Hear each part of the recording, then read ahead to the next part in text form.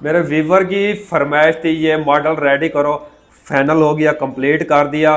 मेरे वीवर जो हैं छोटे छोटे नन्हे बच्चे होते हैं, वो कमेंट्स करते हैं वीडियो में। 50% इस मॉडल का कमेंट्स आता था, मैं देखता था, रीड करता हूँ कमेंट्स आपके।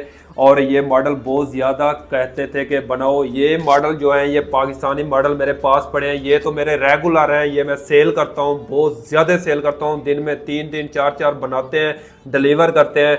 ये सेट होता है 15,000 का, जिसमें cultivator, back blade, trolley, tractor, remote, charger, ये 15,000 का सिर्फ सेट होता है। ये मॉडल रेडी हो गया, ये बड़ा है, ये तकरीबन 40-50 किलो वेट ले जाता है ट्रॉली के साथ। और इसकी पावर बहुत ज़्यादा होती है। और आपने कमेंट्स करना है, अब गैस लगाना है। एक बार थोड़ा सा वक्फा है आपके लिए, अगली वीडियो अपलोड कर दूंगा ये कौन सा